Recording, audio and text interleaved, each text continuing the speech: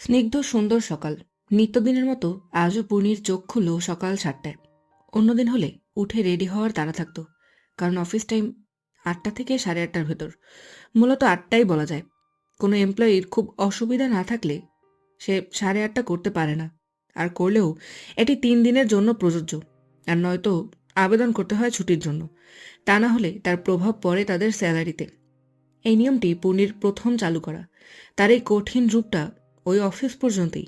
বাড়িতে তাকে কেউ চেঁচিয়ে আজ পর্যন্ত কথা বলতে দেখেনি, গতকাল বাদে। আমেহার কথা মনে পড়তেই পুনির ভেতর দিয়ে বেরিয়ে এলো দীর্ঘশ্বাস। সে মানছে সে যা করেছে তা সবার অপছন্দ, তাই বলে সে এইভাবে বলবে? বারবার সে নিজের কাছের মানুষগুলোর থেকেই আঘাত কেন পায়?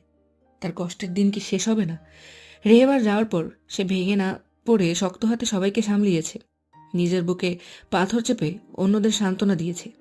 আচ্ছা, তারাই তাকে এইভাবে বলল। আপন মানুষগুলোর কথাগুলো যে বড্ড লাগে। এই ব্যথা না কাউকে বলা যায়, আর না সহ্য করা যায়। পুনির অজান্তেই তার চোখের কার্নিশ দিয়ে জল গড়িয়ে পড়ল। রেহনাবের নাড়াচাড়া দেখে পুনি তাড়াতাড়ি চোখের জল মুছল। রেহনাবের ওঠার সময় হয়ে এসেছে। উঠে এক্ষুনি তার চোখে জল দেখলেই তার হাজারটা প্রশ্ন করা স্টার্ট হবে।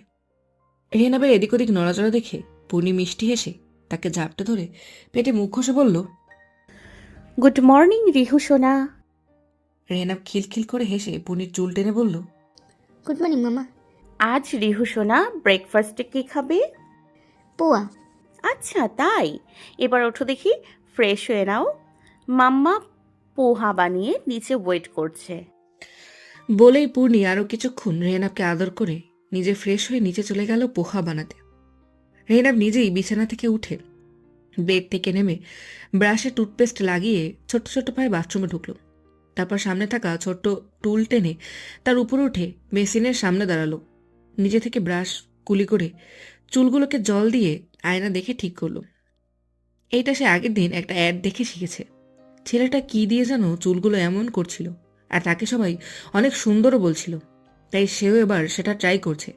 কিন্তু তার চুলগুলো কেন অমন সোজা হওয়ার জায়গায় পেতে যাচ্ছে, সেটাই সে বুঝতে পারছে না। এবার তার ভারী মন খারাপ হয়ে এলো। না, মামাকে একবার জিজ্ঞেস করতেই হবে। মামা ঠিক এটার একটা সুরাহা করে দেবে। তার মাম্মা সব পারে ভেবেই গর্বের সহিত হেসে হেসে বাথরুম থেকে বেরিয়ে রুমে চলে এলো। পূর্ণি, তুই এখন?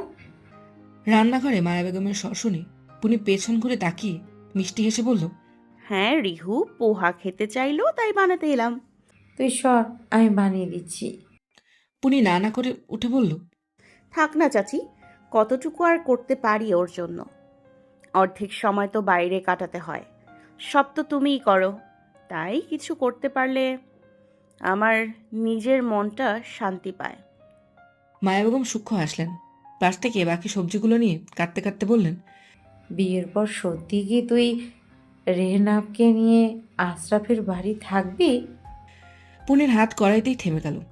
কিছুটা সময় নিয়ে সে মৃদু হেসে বলল, রেহনাব যা চাইবে তাই হবে। মায়া বেগমের বুকটা হালকা ভার হয়ে এলো।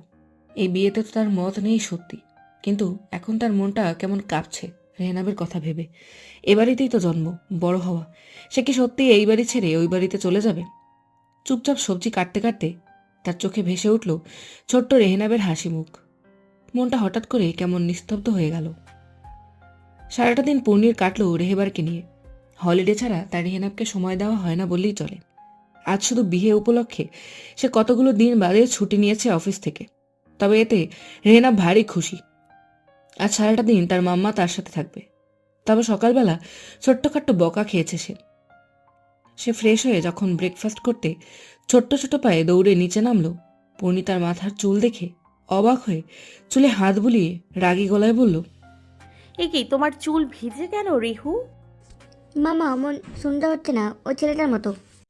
পূর্ণি ভ্রু কুচকে বলল, কোন ছেলে? আরে টিভিতে ওই ছেলে, ওই জল দিয়ে কত সুন্দর চুল হলো, আমার চাইলাম হলো না কেন মামা? থেমে থেমে বলেই রেহেনাব ঠোঁট উল্টালো। পূর্ণি চোখ ছোট ছোট করে তাকে ধরে চেয়ারে বসিয়ে বলল, ওটা জল নয়, ওটাকে জেল বলে। ওগুলো বড়রা লাগায়, তাই অত সুন্দর দেখায়। ছোটরা লাগালে ছোটদের চুল উঠে যায়। তুমি কি লাগাবে? রেহনাব নিজের হাত মাথায় চাপা দিয়ে আতঙ্ক নিয়ে বলল, না না, কখনো না। Good boy. বিয়ের সময় সন্ধে 6টা। বাড়িতে বিয়ে বলে এক ছিটেও মনে হচ্ছে না, উল্টো শোকের বাড়ি বেশি মনে হচ্ছে। আমি হয়তো রাগ করে গত রাতেই বাড়ি চলে গেছে। জোহানও তারপর বেলার দিকে পুনিকে ফোন করেছিল। সেও পুনির উপর বেজায় রেগে, তবে তেমন কিছুই বলেনি তাকে। অল্প কথায় কথা শেষ করেছে। মাঝে একবার আশরাফ তাকে কল দিয়েছিল। পূর্ণি হ্যাঁ হু করে গেছে। সবার আচরণে তার মনটা বিষণ্ণ। এখন দুপুর 4টে। পূর্ণি একবার ঘড়ি দেখে রেহনাবকে জামা কাপড় পরালো। নিজে সাজগোজ করার মতো মানসিকতা নেই, তাই একেবারে পার্লার থেকেই হালকা সেজে আসবে। বাড়িতে তার দম বন্ধ লাগছে। দরকার ছাড়া কেউই তার সাথে কথা বাড়াচ্ছে না। পূর্ণি রেহনাবকে জামা পরিয়ে দিল। মামা মামা, আমরা গুরু গুরু রাখতি। রেহনাবের কাঁচা কথায় একটু হাসল সে। চুলটা স্নেহ ভরে গুছিয়ে দিয়ে বলল, হ্যাঁ সোনা, চলো। বলেই কোলে তুলে নিল তাকে। নিচে নামতে না নামতেই কিচেন থেকে বেরিয়ে এলেন মায়া বেগম। কপালে ভাঁজ, কণ্ঠে অস্থিরতা। পূর্ণি, এই সময় কোথায় যাবি তুই? পার্লারে যাচ্ছি একটু চাচি, 6টার আগেই ফিরে আসবো। মায়া বেগম এবার কিছুটা জোর দিয়ে বললেন, রিহুকে দেখে যা তাহলে। কিন্তু তার আগেই রেহানা পূর্ণিকে শক্ত করে জড়িয়ে ধরল। ছোট্ট মুখটা কুচকে বলল, আমি মাম্মার কাছে যাবো। পূর্ণি রেহনাবের মাথায় হাত বুলিয়ে বলল, থাক না চাচি, নিয়ে যাই, গাড়ি করেই তো যাবো আর আসবো। আচ্ছা যা। বলে মায়া বেগম দোয়া পড়ে রেহনাবের মাথায় ফু দিয়ে দিলেন। পূর্ণি বাড়ি থেকে বেরিয়ে গাড়িতে উঠল। রিহু, মাম্মাকে কেমন লাগছে? রেহনাব এতক্ষণ ফোনের মধ্যে গেম খেলছিল। পূর্ণির গলার স্বর শুনে চোখ তুলে উপরে তাকাতেই চোখ স্তব্ধ হয়ে গেল। চকচক করে উঠল যেন। পূর্ণির গায়ে টকটকে লাল শাড়ি, হালকা গহনা, মাথায় ওড়না দেওয়া, মুখে হালকা মেকআপ, গামরঙা ত্বকে জল জল করছে সব। এক কথায় স্নিগ্ধ ও সুন্দর। রেহনাব কোনোদিন পূর্ণিকে না শাড়ি পরতে দেখেছে আর না সাজতে। তার মাম্মার এই রূপ তার সম্পূর্ণ অজানা। এত সুন্দর লাগে তার মাম্মাকে সাজলে। বিউটিফুল মাম্মা। রেহনাব গোল গোল চোখে তাকিয়ে রইল এক দৃষ্টিতে। পূর্ণি তার ছেলের বিস্ময়মাখা চাহনি দেখে ফিক করে হেসে ফেলল। ওদিকে রেহনাব গেম বন্ধ করে তাড়াতাড়ি ক্যামেরা অন করল। দুহাত দিয়ে ফোনটা এমনভাবে ধরল যেন নিজের চোখে দেখা সৌন্দর্যকে ধরে রাখতে চায়। পূর্ণি হাসি থামিয়ে তাকালো ছেলের দিকে। ছবি তুলবে? হ্যাঁ, পাপাকে দেখাবো তো মাম্মাকে কত সুন্দর লাগে। পূর্ণির মুখে একরাশ মলির হাসি ফুটে উঠল। ঠোঁটের কোণে হালকা কষ্টের ছায়া। তবুও ক্যামেরা ক্লিক হলো। রেহনাব সেই মুহূর্তটাকে ধরে রাখলো চিরতরে। আহমেদ ভিলায় দুশ্চিন্তার ছায়া। আশরাফ পাইচারি করছে এদিক সেদিক। মায়া বেগম চিন্তায় একে ওকে কল লাগাচ্ছেন। আসমানিও বারে বারে ফোনে ট্রাই করছে। কোন পার্লারে গিয়েছিল আন্টি? মায়া বেগম অস্থির কণ্ঠে বললেন, আমি তো ঠিক জানি না বাবা, শুধু পার্লারে যাব বলে বেরিয়েছে। আশরাফ মাথার পাগড়ি খুলে সোফায় ছুঁড়ে ফেলে চুল টেনে ধরল। রাত 8:30 বাজতে যায়। কই গেল পূর্ণি? পালাবার মেয়ে তো সে নয়। পালাবার হলে সে এত আয়োজন নিজের হাতে করতো না। তারপরই তার উপর থেকে তার সাথে দুপুরে কথা হয়েছে। তার সাথে তো দুপুরে কথা হলো। অসুবিধা হলে তো নিশ্চয়ই তখন বলতো। আশরাফের চিন্তায় চুল ছেঁড়ার মতো অবস্থা। শেষে আর না পেরে কাউকে কল দিল। তারপর সবার উদ্দেশ্যে বলল, আমি খুঁজতে যাচ্ছি পূর্ণিমাকে, ওকে খুঁজেই নিতে আসবো একদম। বলেই সামনে পা বাড়াতে তার পা আটকে গেল। বাড়ির সদর দরজায় পূর্ণি দাঁড়িয়ে। চোখে মুখের অবস্থা তার খুব একটা ভালো বলে মনে হলো না। আশরাফ পূর্ণিমার নাম ধরে ডাকতেও পারল না হঠকারিতায়। দৌড়ে কয়েক কদম এগিয়ে যেতেই চোখে পড়ল তার পূর্ণির পিছনে। পা আর নড়ল না যেন। চোখ স্থির হয়ে গেল সেখানেই। হাত পাও অবশ হল বোধ হয়। মায়া বেগম আসমানি মুখ তুলে সেদিকে তাকাতেই চমকে উঠলেন তারা। আকাশ আহমেদও উপস্থিত হলেন এতক্ষণে। তিনি যে বেশ জোরে একটা চমক খেয়েছেন তা বুঝতে বাকি রইল না। হিংস্র জ্বলন্ত দৃষ্টিতে তাকিয়ে আশরাফ অস্ফুট স্বরে বলল, রেবার। বিয়ের অপরূপ সাজে পূর্ণি পার্লারের দরজা ঠেলে বাইরে বেরোলো। গাঢ় লাল রেশমি শাড়ি তার গায়ে যেন নিজেই রক্তিম ভোরের আভা ছড়িয়ে দিচ্ছিল। হালকা সোনার গয়নার মৃদু ঝিলিক তার রূপকে করে তুলেছিল অলৌকিক, মায়াময়। রাস্তার প্রতিটি মানুষ যেন থমকে গিয়েছিল এক অপার মুগ্ধতায়। কেউ কেউ প্রথমবার তাকিয়েই দৃষ্টি সরিয়ে নিতে ভুলে গিয়েছিল। আবার কেউ নিঃশব্দে মুগ্ধ হয়ে দ্বিতীয়বার ফিরে তাকিয়েছিল পূর্ণির দিকে। পূর্ণির ডান হাতে তখন রেহেবারের ছোট্ট আঙুল বাঁধা ছিল ভালোবাসার এক অদৃশ্য সুতোয়। সোনালি রঙের পাঞ্জাবি পাজামা পরে ছোট্ট রেহেনাবটাও আজ যেন রাজপুত্রের মতো দীপ্তিমান। তার নিষ্পাপ মুখখানা চুপচাপ, তবে মায়ের হাত আঁকড়ে ধরে রাখা। গোল গোল চোখ ঘুরিয়ে সে দেখতে ব্যস্ত মানুষজনের প্রতিক্রিয়া। পূর্ণির ধ্যান নেই এইসবে। হাতের পার্স থেকে ফোনটা বার করে পরিচিত নম্বরটাতে ডায়াল করে বিরক্তিস্বরে বলল, আপনি কোথায় রেহান চাচা? আপনাকে না বললাম আমার বেশি সময় লাগবে না? ওপাশ থেকে 40 সদ্য রেহান চাচার গলা ভেসে এলো। আমি তো একটু চা খেতে এসেছিলাম মা, এক্ষুনি যাচ্ছি, তুমি 10 মিনিট দাঁড়াও। পূর্ণি ফোন রেখে রেহনাবের হাত ধরে এগোলো একটা ফুলের দোকানের সামনে। একটা বেলি ফুলের মালা নিয়ে রেহনাবের সামনে পায়ে ভর দিয়ে বসে তার দিকে তাকিয়ে মিষ্টি হেসে মালাটা এগিয়ে দিয়ে বলল, পরিয়ে দাও। রেহনাব মায়ের মুখ থেকে চোখ সরিয়ে ছোট ছোট দাঁত বের করে খিক খিক করে হাসল। তারপর ছোট্ট হাতে মালাটা নিয়ে পুনির পিছন দিকে গিয়ে তার চুলে কোনোরকম ভাবে পেঁচিয়ে দিল। পুনি হেসেই নিজেই সেট করে নিল তা। রেহনাবের খুশি দেখে কে। কোমল দুহাতে তুলে হাততালি দিয়ে সে নিজের আনন্দ জাহির করল। পুনির গলা জড়িয়ে কালে দুটো চুমু দিত ভুলল না। পুনিও চুমু ফেরত দিয়ে ফুলের দাম মিটিয়ে এগিয়ে এলো গাড়ির দিকে। রেহান চাচা এখনো আসছে না দেখে বিরক্ত হয়ে আরেকবার কল লাগানোর আগেই তার চোখ যেন অক্ষিকোটর থেকে বেরিয়ে এলো। মুখের ওপর গাঢ় সুগন্ধিযুক্ত রুমালের ঘ্রাণ এসে নাসিকার রন্ধ্রে ঠেকতেই তার পলকা শরীর পাখির পালকের মতো ছেড়ে দিল। শেষে শুধু একটা চিৎকার ভেসে এলো, মাম্মা বলে। পূর্ণি গভীর অন্ধকারে তলিয়ে যাচ্ছে, যেন এক অজানা সমুদ্রের তলানিতে ডুবে যাচ্ছে। চারপাশের নিস্তব্ধতা তাকে যেন আরো দুর্বল করে যাচ্ছে। প্রতিটি নিঃশ্বাস যেন ভারী হয়ে উঠছে। অন্ধকারে হারিয়ে যাওয়ার সেই অদ্ভুত অনুভূতির মাঝে একটা শক্তিশালী হাত তাকে ঝাঁকুনি দিয়ে উপরে টেনে তুলল। হাতটা ছিল দৃঢ়, এক ধরনের অমোঘ শক্তিতে পূর্ণ। তারপরে সেই হাতের ঝাঁকুনিতে পূর্ণি অসন্তুষ্ট হলো, বিরক্তিতে মুখ কুঁচকে এলো। চোখের পলকে তার গা ভর্তি অন্ধকারের ঘোলাটে ভাব কেটে গিয়ে মাথা চারা দিয়ে উঠল। সে কি স্বপ্ন দেখছিল? কিন্তু অবাক হয়ে সে উপলব্ধি করল সেই ঝাঁকুনি ছিল বাস্তব, স্বপ্ন নয়। যে অনুভূতি সে অনুভব করছিল সেটা ছিল তার মস্তিষ্কের এক কঠিন টান, যে টান তাকে অন্ধকার থেকে বের করে আনার চেষ্টা করছিল। সময় লাগলো তার চোখ পুরোপুরি খুলতে। ভারী মাথা চেপে আশপাশ হাত চিয়ে উঠে বসল সে। ছেঁড়া ছেঁড়া স্মৃতি নিয়ে চোখ মেলতেই তার জায়গাটা চেনা চেনা লাগলো। কিন্তু মাথায় এখন তার অন্য চিন্তা। বড় বড় শ্বাস নিয়ে চারিদিকে তাকিয়ে দুবার চিৎকার দিল রেহনাবের নাম ধরে। অজানা আতঙ্কে তার বুক শূন্য হয়ে এলো। তার ছেলেটা ঠিক আছে তো?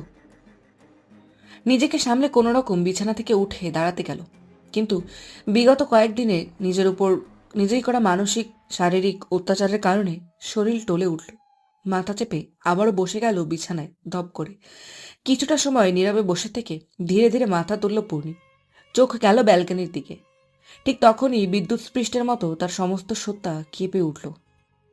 হৃদয়ের প্রতিটি কম্পন যেন নিয়ন্ত্রণ হারিয়ে ছড়িয়ে পড়ল দিকবিদিক। আবছা আলোয় ব্যালকনির কিনারায় পিছন ফিরে দাঁড়ানো সেই চেনা ছায়ামূর্তিটি চোখে পড়তেই পূর্ণির নিঃশ্বাস যেন আটকে এলো। লক্ষাধিক মানুষের ভিড়েও সেই অবয়ব কখনো ভুলে যেতে পারত না। সে প্রশস্ত কাঁধ, বলিষ্ঠ দেহ অবয়ব, অবিন্যস্ত চুল, যার প্রতিটি রেখায় গাঁথা তার চেনা আশ্রয়। পূর্ণির সম্বল আর আত্মবিশ্বাস যার মধ্যে নিহিত, যার বুকে মাথা রেখে সে জগৎ সংসারের সমস্ত দুঃখ ভুলে যেত। সে মানুষটিকে কি করে চিনবে না সে? অজানা কোনো অদৃশ্য টানে পূর্ণি বিছানা ছাড়ল। মোহগ্রস্তের ন্যায় এক পা এক পা করে এগিয়ে গেল সেই অবয়বের কাছে। চোখ দিয়ে অনবরত পানি পড়ায় চোখ ঝাপসা হয়ে এলো। কোনো রকমের শরীরটাকে টেনে নিয়ে সেই অবয়বের থেকে এক হাত দূরে ব্যালকনির দেয়ালে হেলান দিল। স্বপ্ন না সত্যি? দ্বিধাদ্বন্দ্বে ভুগতে ভুগতে নিজের কাঁপা কাঁপা ডান হাত বাড়িয়ে দিল সেই বলিষ্ঠ দেহের অধিকারীর দিকে। তার কোমল হাত ছুঁয়ে গেল সেই চওড়া কাঁধ। কিন্তু হায়, এক নিমেষে বলিষ্ঠ পেশিবহুল দুহাত চেপে ধরল তাকে দেয়ালের সাথে। চোখে চোখ রাখতেই চমকে উঠল পূর্ণি। জ্বলন্ত আভা যেন সেই চোখে, যা এক নিমেষে এসব ধ্বংস করে দেওয়ার ক্ষমতা রাখে। মুখাবয়ব সেই আগের মতোই কঠিন, শক্ত সুগঠিত চোয়াল, তামাটে মুখমণ্ডল, মুখের মধ্যে আরও তো একটা ক্ষতচিহ্ন বেড়েছে শুধু। পূর্ণি নির্বিশেষে পিপাসুর মতো চেয়ে রইল সে মুখমণ্ডলে। কতগুলো বসন্ত যেন দেখেনি এই মুখটা। তার খুব ইচ্ছে হলো নিজের দুহাতে ওই মুখখানি তুলে ধরতে, কিন্তু তার হাতে যে বাধা পড়া।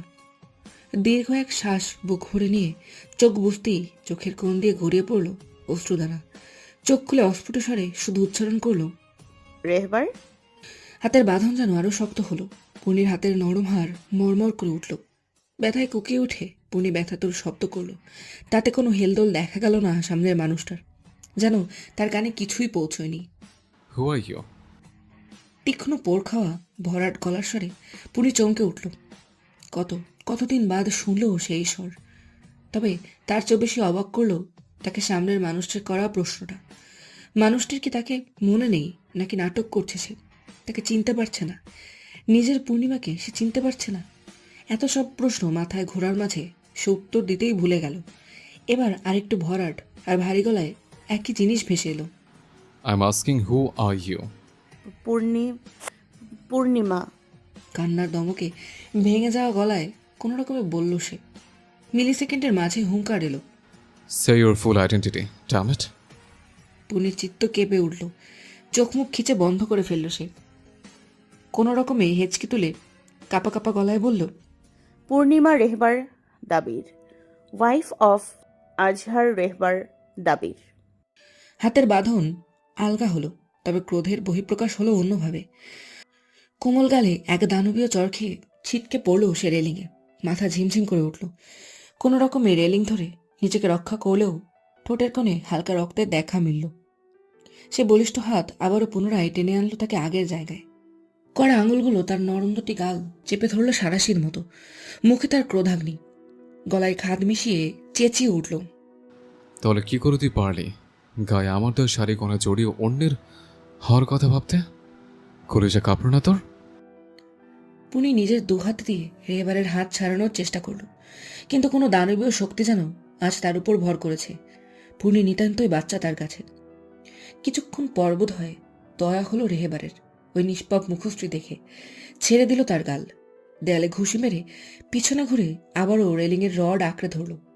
বাম হাত দিয়ে কিছুটা চুল খামচা ধরল রাগ কমাবার উপায় হিসেবে। তবে কমলো বলে মনে হলো না, বরং সামনে দাঁড়ানো লাল শাড়ি পরিহিতা মেয়েটাকে দেখে মুগ্ধ হওয়ার বদলে আগুনে ঘি পড়ার মতো অবস্থা হচ্ছে ক্ষণে ক্ষণে। এই সাজসজ্জা তার জন্য নয় ভেবেই আগুন লাগিয়ে দিতে ইচ্ছে করছে চারিদিকে। কেন? আমি সুখী থাকলে আপনি খুশি হতেন না? প্রাণে অত্যন্ত ভয়, তবুও বুকে সাহস জুগিয়ে কিছুটা ধীর গলায় বলল পূর্ণি।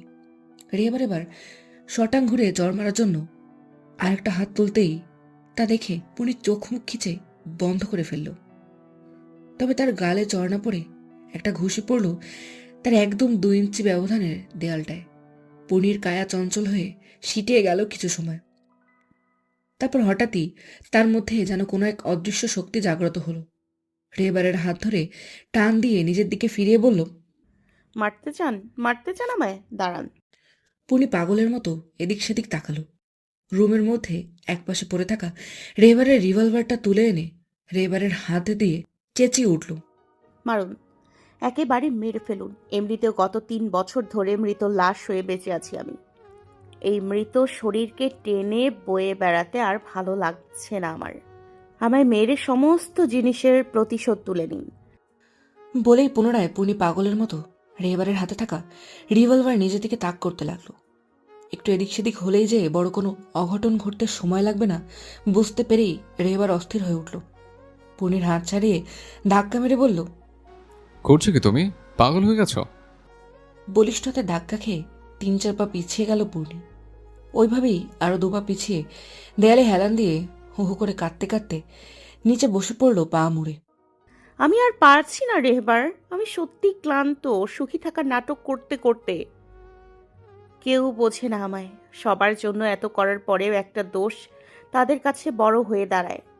রোজ বুকে একটা ভারী পাথর নিয়ে ঘুমাতে যাই আমি, নিঃসঙ্গ একা। শিশির শিশি ঘুমের ঔষধ শেষ হয়ে যায়, তবুও ঘুম ধরা দেয় না। কাঁদতে কাঁদতে প্যানিক অ্যাটাক চলে আসে। নিজেকে সামলাতে পারি না আমি।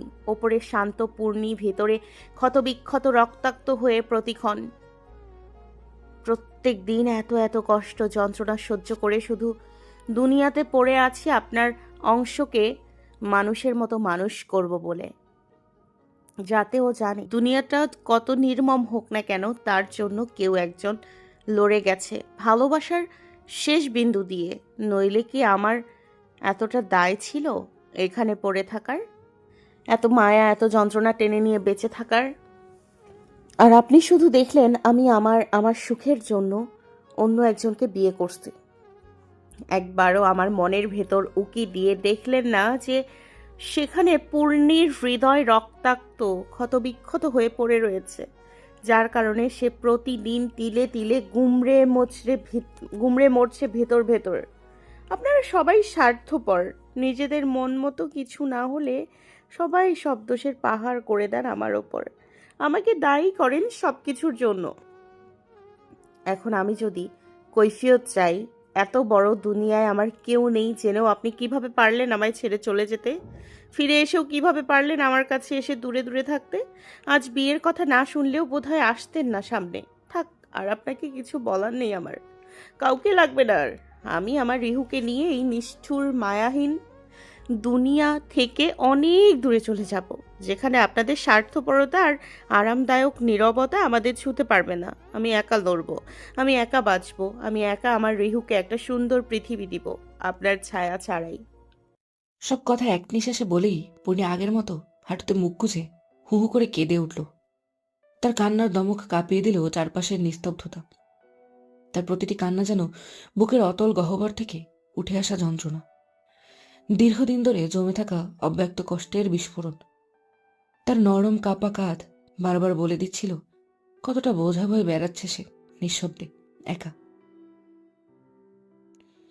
পুনির বুক ফাটা কান্না যেন এবার রেহেবারের সমস্ত সত্তাকে ভেঙে চুরে ফেলল। সে নিস্তব্ধে দাঁড়িয়েছিল এতক্ষণ, যেন দম বন্ধ করে রেখেছিল নিজের। ভেতর থেকে নাড়িয়ে তুলছে তার প্রিয় নারীটির প্রতিটি গুঞ্জন, হাহাকার, প্রতিটি কান্নার দমক যেন বুকের ভেতর ছটফট করছিল। তার অপরাধবোধ আর অক্ষমতায় এই নারীটির চোখের জল আসতে দেবে না প্রতিজ্ঞা করেছিল সে। আজ তার জন্যই এই নারীটি ভেঙে চুরে শেষ হয়ে যাওয়ার পথে। আসলে কি রেহেবার আরেকবার গভীর চিন্তা করে পুরীর মন পড়তে পারত না? ক্ষমতা তো তার আছে, তাহলে সে কেন কাজে লাগালো না? তার কারণে কেন মেয়েটার আজ এই অবস্থা? সে তো কখনো তাকে এইভাবে ভেঙে যেতে দেখতে চায়নি। তার কি অজস্র ভুল নেই? তবে শুধু পূর্ণি কেন শাস্তি ভোগ করবে? একসময় আর নিজেকে আটকাতে পারল না। ধীরে ধীরে এগিয়ে এলো পূর্ণির কাছে, হাঁটু গেড়ে বসে পড়ল, কম্পমান হাত বাড়িয়ে পূর্ণির মাথায় রেখে নরম স্বরে ডাকল, পূর্ণিমা। ঠিক আগের মতো। যখনই পূর্ণিমা নিঃস্ব ভেবেছে নিজেকে, এই হাত মাথার উপর থেকে তাকে ভরসা দিয়েছে, যত্ন করেছে, শীতের রাতে উষ্ণতা দিয়েছে, ঝড়ের রাতে দিয়েছে আশ্রয়, অনুভব করিয়েছে তার রক্ষা কবচ তার সাথে আছে।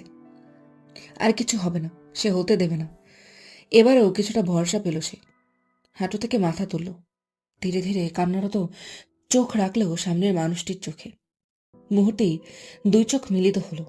দুজনেই ভুলে গেল পূর্বের কথা কাটাকাটি, হতাশা, ভুল বোঝাবুঝি, বেদনা।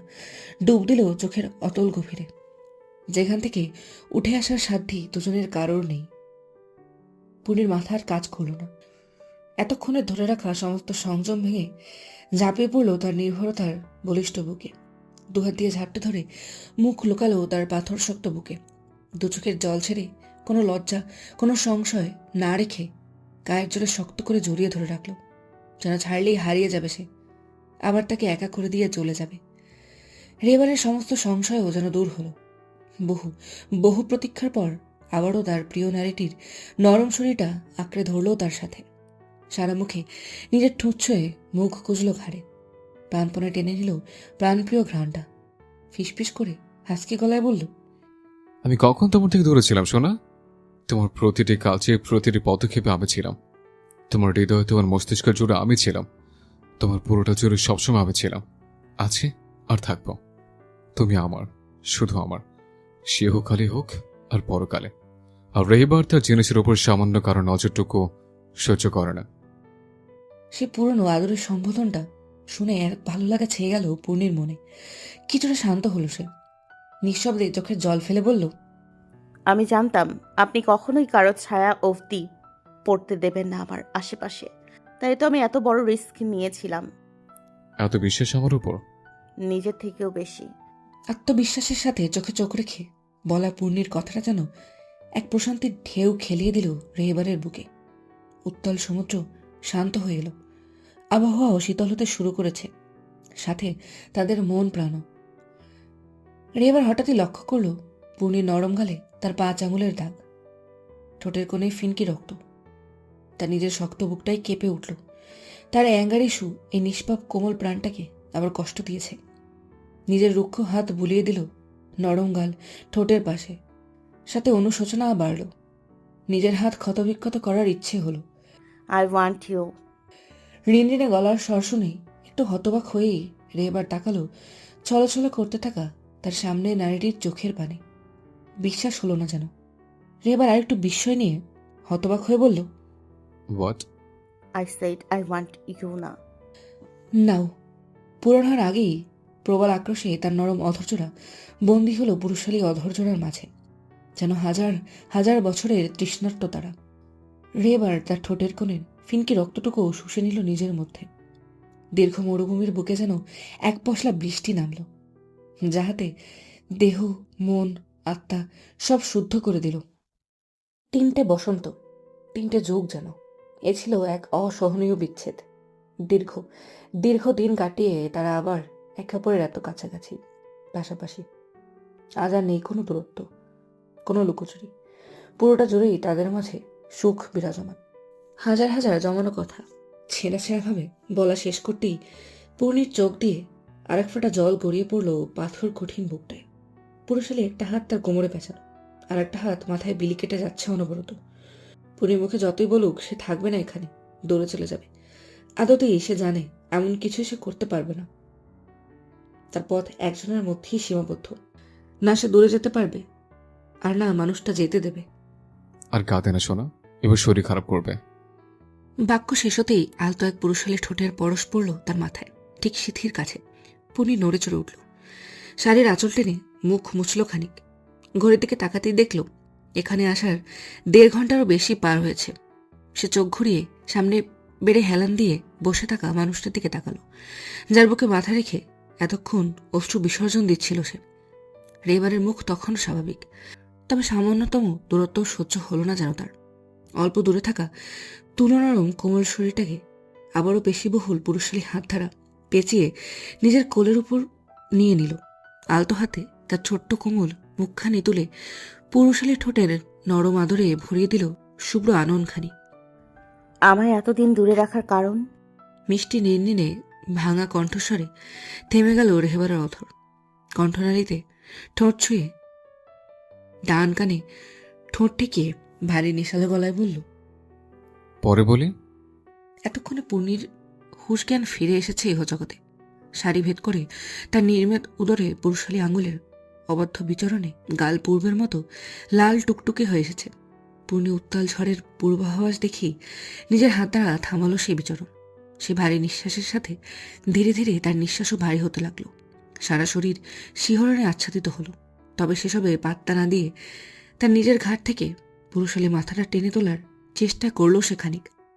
লাভ হলো না তেমন। উল্টো তার ছোট্ট দেহটা আরও খানিকটা নিজের সাথে চেপে ধরল রেহেবার। হরমোনের দাপাদাপি বেশ বেড়ে এসেছে ততক্ষণে। পুনি হুঁশে ফিরলেও তার হুঁশ হারিয়েছে। যতদিন দূরে ছিল নিজেকে কোনোরকমভাবে সামলানো যেত, মনকে বুঝিয়ে রাখা যেত, কিন্তু প্রিয় নারীর এত সন্নিকটে এসে তার সেই সমস্ত সংযম বাঁধ ভেঙেছে। প্রিয় নারীর সেই মিষ্টি মিষ্টি ঘ্রাণটা আবারও পূর্বের ন্যায় পাগল করে দিচ্ছে তাকে। তুলতুলে নরম শরীরটা আবার ঠিক আগের মতো নিজের আদরে আদরে ভরিয়ে দিতে ইচ্ছে করছে। অফিসার, বাড়ি ফিরতে হবে।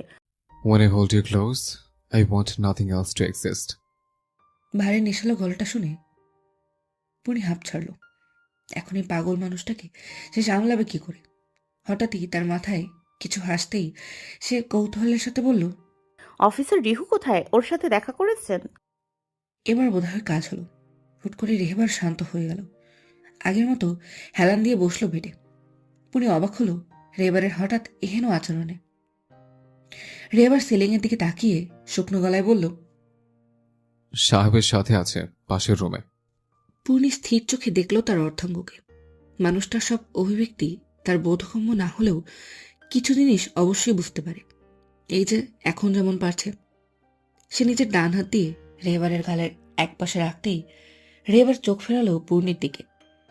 পূর্ণি এবার নিজে থেকে একটু এগিয়ে সেই চোখে চোখ রেখে অস্থির মনে অথচ শান্ত কণ্ঠে বলল, কি হয়েছে আমাকে বলুন। রিহুর সাথে দেখা করেননি? ও আমার কাছে আসেনি পূর্ণিমা, আমায় দেখে সাহেবের কাছে চলে গেছে দৌড়ে। এই প্রথম বোধ হয় রেহেবারের কণ্ঠে এত আকুলতা দেখল পূর্ণি। পূর্ণির নিজের চিত্ত উতলা হলো। রেনাবের এমন আচরণ মোটেই গ্রহণযোগ্য নয়। সে তো তার পাপাকে দেখার জন্য প্রত্যেকটা ক্ষণ আকুল হয়ে থাকে। পূর্ণি অস্থির হয়ে বলল, আমায় নিয়ে চলুন ওর কাছে, আমি কথা বলছি। পূর্ণি বেড থেকে নামতে গেলেই রেহেবার তার বাহু ধরে আটকালো। ক্লান্ত চোখে নিরাশ মুখে বলল, থাক না, ও বোধহয় আমার ঠিক মেনে নিতে পারছে না। কিছুদিন যাক, ধীরে ধীরে অভ্যস্ত হয়ে যাবে। পূর্ণি মুখ নিচু করে হালকা হেসেই নিজে এগিয়ে গিয়ে রেহেবারের ললাটে ঠোঁট ছোঁয়ালো। তারপর সরে এসে নিজের শাড়ি ঠিকঠাক করে চুলগুলো হাতখোপা করতে করতে বলল, আপনি নিয়ে তো চলুন, বাকিটা আমি দেখছি। রেহেবার ফোঁস করে দীর্ঘশ্বাস ছাড়ল। অতঃপর নিজের মনকে বুঝিয়ে উঠে রুমের দরজাটা খুলতেই পুনি অবাক হয়ে বলল, এটা আমাদের সেফ হাউসটা না? আমি তো বুঝতেই পারিনি এই রুমটা আগে তো ছিল না। রেহেবার পুনির হাত ধরে বেরিয়ে রুমটা লক করতে করতে বলল, আগে দিয়েছিল, তুমি হয়তো লক্ষ্য করনি। পুনি ঠোঁট উল্টিয়ে চারিদিকে পর্যবেক্ষণ করল। হবে হয়তো সে আসলে এদিকটায় আসেনি। ছিল তো হাতে গোনা কয়েকদিন, তারপর তো আর আশাই হয়নি। চলো। বলেই রেহেবার পুনির বাম হাত ধরে নিয়ে গেল বেডরুমের দিকে। বেডরুমের দরজায় ঠকঠক করতেই সাহেব দরজা খুলল। রেহেনা বিছানায় বসে চকলেট খাচ্ছিল, সাথে টিভিতে কার্টুন দেখছিল। দরজার দিকে তাকাতেই তার হাসি থেমে গেল। চকলেট ফেলে ব্যালকনির দিকে দৌড়ে চলে গেল ছোট্ট ছোট্ট পায়ে। পুনি রেহেবারের পিছন দিয়ে উকি দিয়ে দেখল। রেহেবারের শুকনো হয়ে আসা মুখটার দিকে তাকিয়ে বিচলিত কণ্ঠে বলল, আপনি সরুন দেখি, আমায় দেখতে দিন। বলেই পূর্ণি রেহেবারকে সাইড করে নিজে ঢুকে গেল রুমে। কোনো দিকে না তাকিয়ে সোজা চলে গেল ব্যালকনিতে।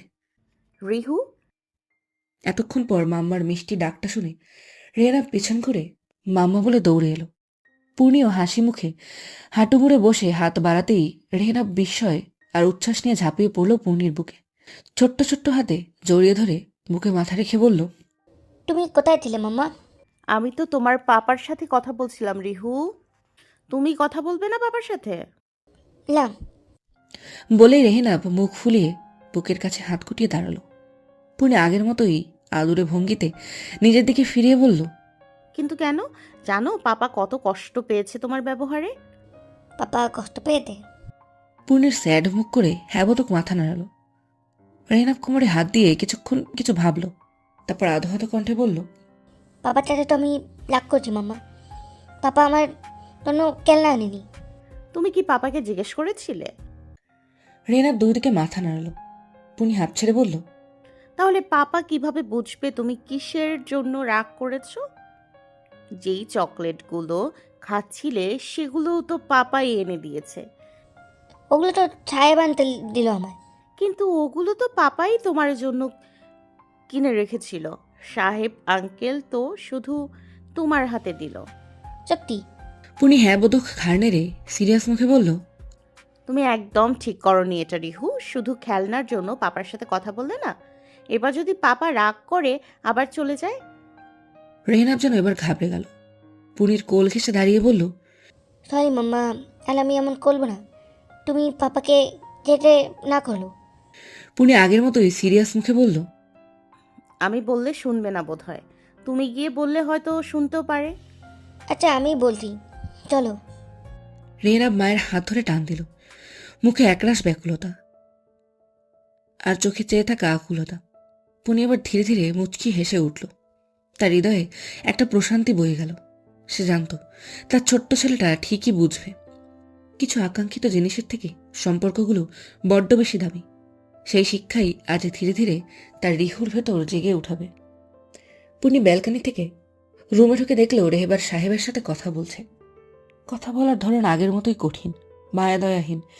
রেহনাব পূর্ণির হাতটা আরেকটু চেপে ধরল। পূর্ণি তা দেখে বলল, ভয় লাগছে? রেহনাব ছোট্ট মাথাটা উপর নিচ করে।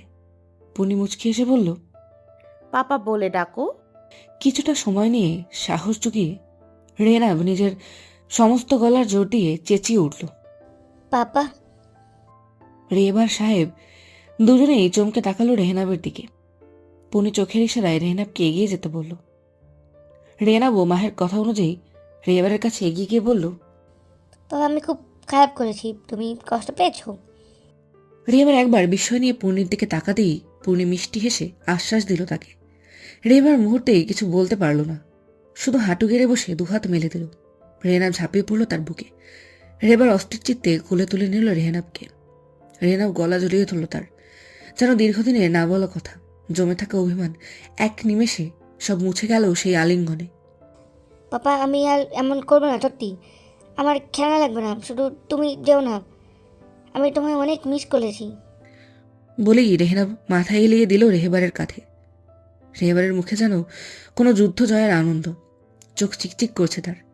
এই আনন্দ শুধু একজন বাবাই উপলব্ধি করতে পারবে, যে নিজের সন্তানের থেকে দূরে ছিল এতদিন। রেহেবার ছোট্ট মুখটায় ভালোবাসার পরশ দিয়ে নরম গলায় বলল, পাপা তোকে অনেক মিস করেছে রিহু। আমি আর কোথাও যাব না তোদের ছেড়ে। সাহেব হেসে ধীরে পিছু হটল, চুপচাপ বেরিয়ে গেল ঘর থেকে। মুখে তার পরিতৃপ্তি, যেন বুঝে গেছে আজ থেকে আর কোনো মান অভিমান থাকছে না এই ছোট্ট পরিবারে। মানুষকে কখন একা রেখে আসতে হয় আর কখন তাদের একা থাকতে দেওয়া উচিত, এই বোধ সাহেবের আছে। পুনি তখনও দাঁড়িয়ে, চোখে জমা একরাশ শান্তির অশ্রু।